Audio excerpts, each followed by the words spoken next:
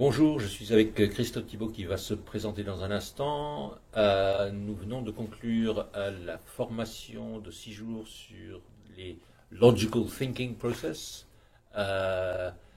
souvent connu à cause de ce gros livre vert, mais qui peut aussi être parcouru avec l'Executive Summary qui est beaucoup plus light. Et dont le sujet est d'être plus logique dans ses analyses et ses prises de décision. Et donc, j'aimerais demander à Christophe, qui sort donc de cette formation, de ce workshop de 6 jours, son retour d'expérience. Bonjour, je m'appelle Christophe Thibault, je travaille dans le conseil en informatique. Je fais de la formation, de la facilitation et du conseil, notamment sur les aspects méthodologie et amélioration des pratiques de développement. Un peu crevé?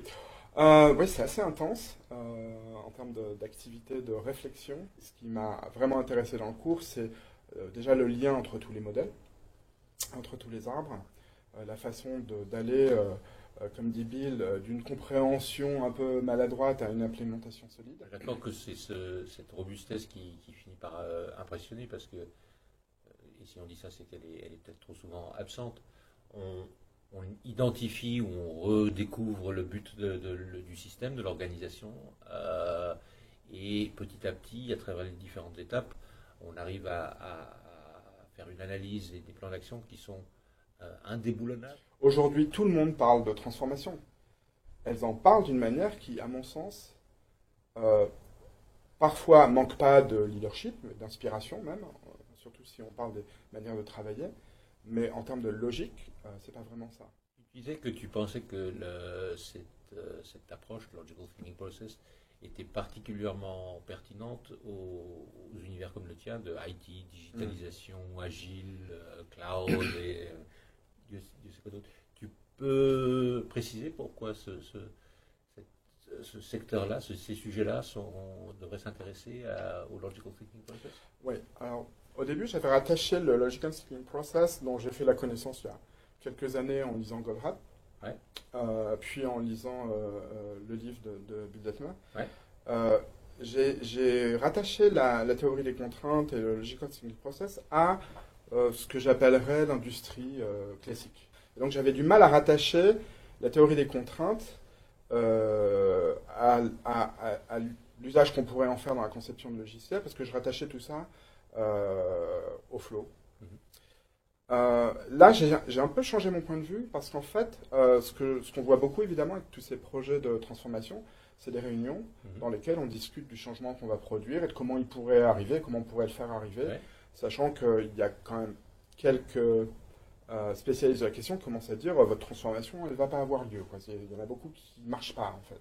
Et à travers la formation, j'ai découvert qu'en fait, effectivement, la logique s'applique à toute entreprise de production d'un changement. Utiliser la logique pour être sûr que mes raisonnements opérationnels soient solides avant de les mettre en œuvre et de perdre du temps. Et pas seulement ça, avant même de les mettre en œuvre, de les tester, de faire du risk management sur la solution que tu envisages. C'est-à-dire de savoir, par exemple, en informatique, il y a une loi qui est bien connue, qui est, si je la traduis rapidement en français, je dirais la loi des conséquences inattendues. Et là, effectivement, parmi les modèles que Bill enseigne, il y a le Future Reality Tree. Et cet arbre-là permet de créer, d'identifier quelles pourraient être les conséquences problématiques d'une solution qu'on injecte à un système. Et ça, à ma connaissance, alors je ne connais pas beaucoup de systèmes de prise de décision et d'organisation stratégique, mais à ma connaissance, c'est le seul modèle dans lequel il y ait ça. Et trop souvent, dans nos meetings, ce qu'on fait, c'est qu'on n'a pas vu d'obstacle. Il n'y a aucun obstacle auquel on puisse penser.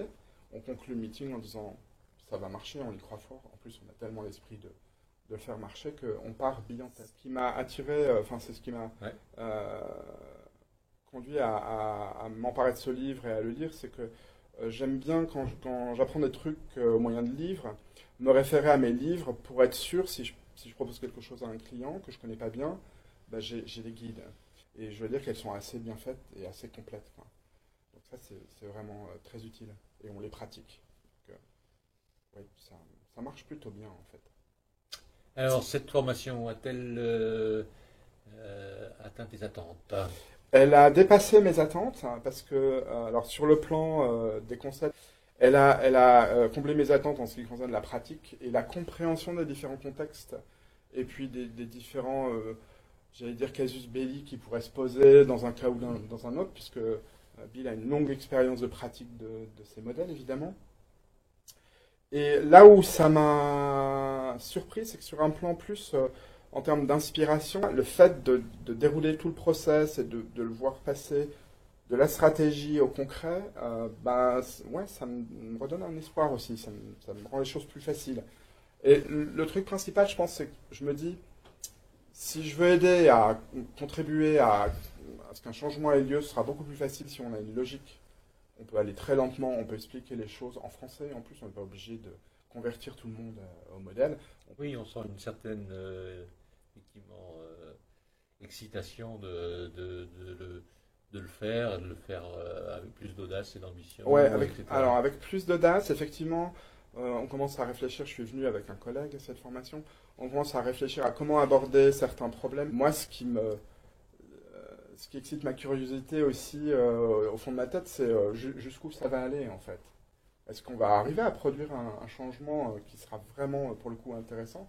Alors moi je pense d'abord à mon équipe qui travaille autour des pratiques de développement logiciel, mais aussi on a beaucoup réfléchi sur notre état de l'art et comment on peut le capitaliser, comment on peut mieux capitaliser la connaissance pour être plus efficace en mission.